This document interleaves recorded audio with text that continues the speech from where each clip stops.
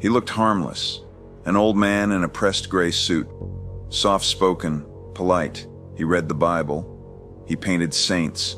He smiled gently at strangers. He was the kind of man you wouldn't notice at all. But behind that quiet smile was a void. He carried letters. He quoted scripture. And when he knocked on your door, you might have thought he was a friend, a neighbor, a gentleman from another time. But Albert Fish was none of those things. He wasn't visiting to help.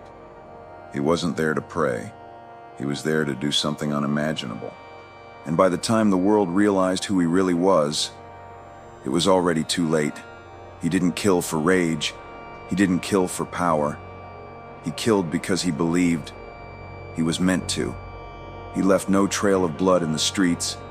He left letters, cold, detailed, deliberate. The public called him the Gray Man.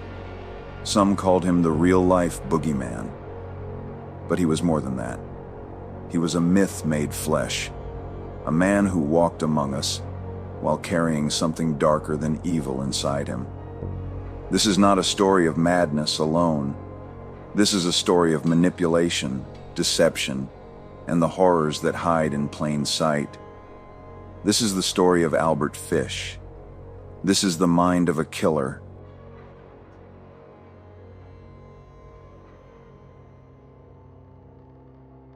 It was May 28th, 1928, a warm Sunday in New York City.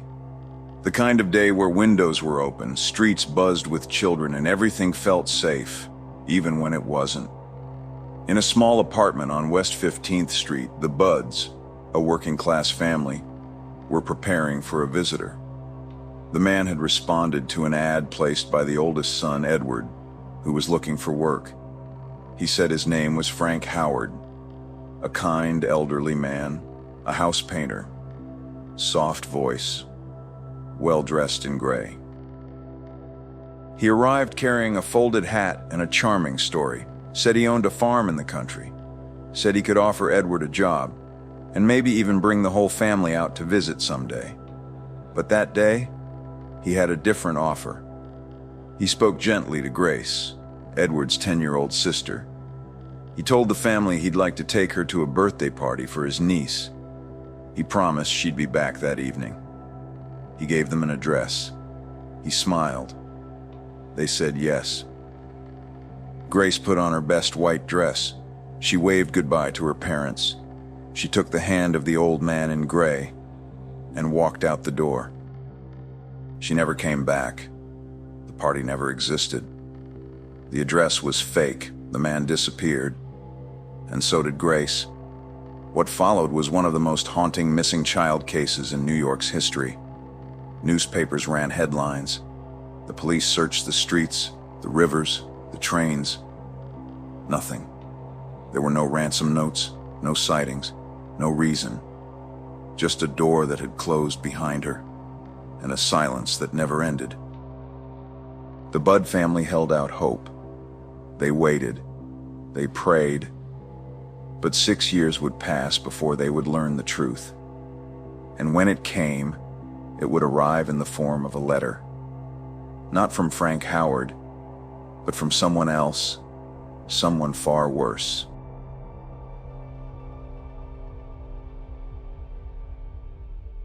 Six years passed. The city had moved on. The Budds had not. Then, in November of 1934, a single envelope arrived at their apartment. No return address, no warning. Just their name and a familiar type of dread. Inside was a letter, handwritten. The paper was yellowed, the handwriting spidery and uneven. What it described was not just a confession. It was a window into a mind unraveled. The writer claimed to be the man who had taken Grace.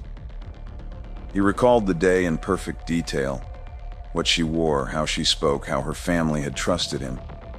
But what made the letter truly horrifying was the calm. It didn't rage, it didn't boast, it explained.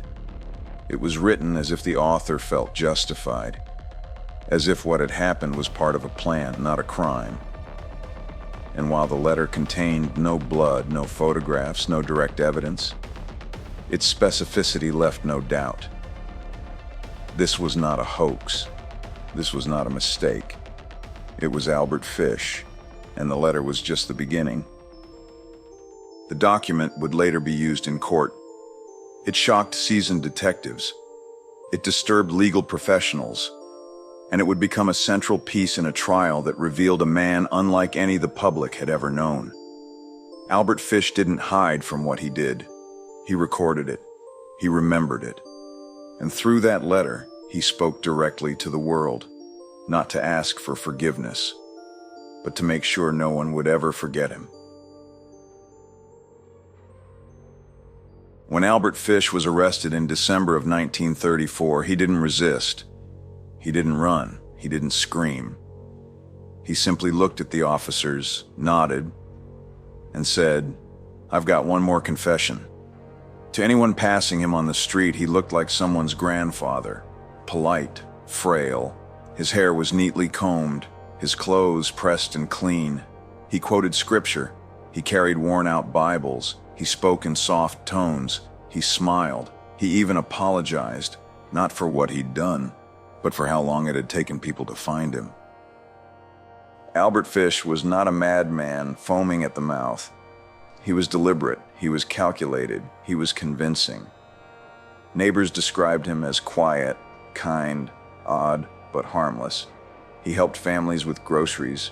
He painted religious art. He visited churches and wrote to his children regularly. But behind the calm surface was a life filled with secrets. He moved from state to state, taking on odd jobs under false names. He stayed in cheap boarding houses, often skipping out on rent. He kept notebooks, full of private writings, sketches, observations. And when police searched his belongings, they didn't find weapons. They found tools, everyday objects, repurposed with intention. Items that were ordinary on the surface, and something else entirely underneath. It became clear that Albert Fish wore many masks. He was a father, a believer, a servant of God. But he was also something else, a man who saw suffering as sacred, a man who blurred morality and madness so completely that even experts couldn't tell where one ended and the other began. He confessed not to one crime, but to many, not with guilt, but with certainty. He wanted the world to know him, not as a monster, but as someone fulfilling a destiny only he believed in. The courtroom was packed. Journalists filled the benches. Sketch artists crowded the aisles. Even the judge appeared uneasy. It was March of 1935 when Albert Fish stood trial in White Plains, New York. Charged with the abduction and murder of Grace Budd, he faced a jury of 12 who had never heard a story like his. This was not a question of did he do it. It was clear that he had.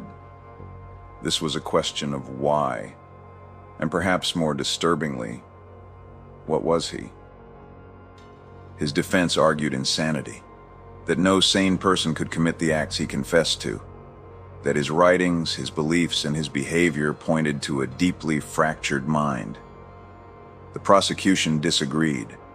They painted him not as insane, but as cold, methodical, and calculating. Someone who knew exactly what he was doing, and chose to do it anyway. The jury heard everything, the letters, the patterns, the history of deception. Doctors took the stand, psychiatrists debated terminology, and through it all, Albert Fish remained calm. He rarely spoke. He rarely looked up. He sat quietly, as if the entire proceeding was nothing more than a formality. In the end, it took the jury just 10 days to reach a verdict. Guilty, but sane. Albert Fish was sentenced to death in the electric chair. He didn't object. He didn't beg. He reportedly welcomed it, even referred to it as the supreme thrill. But to the public, the case didn't end with the sentence. It echoed in headlines, in nightmares, in stories told in whispers, passed down through generations, because this wasn't just the trial of a killer, it was a trial of the human mind, of what it's capable of believing and justifying. Even after his conviction, Albert Fish remained a mystery. Psychologists called him one of the most extreme cases of human distortion ever studied. Not because of violence alone, but because of what he believed that violence meant. He saw pain as sacred, suffering as holy, and punishment as purification. He once claimed he was following divine instruction, that he was chosen, that his acts were part of a greater plan, one that only he could see clearly. In prison, he continued to write. Dozens of pages, rambling, structured, obsessive. He recorded his dreams, his memories, and his justifications. He rarely showed remorse, only certainty. When doctors asked him questions, he smiled. He quoted scripture. He spoke softly. And then he would describe things so chilling, so calmly, that even seasoned professionals walked away disturbed. One psychiatrist said, "He looked through you, as if you were furniture, as if your soul wasn't there." He was executed at Sing Sing prison on January 16, 1936. He reportedly said that the electric chair would be the most thrilling experience of all.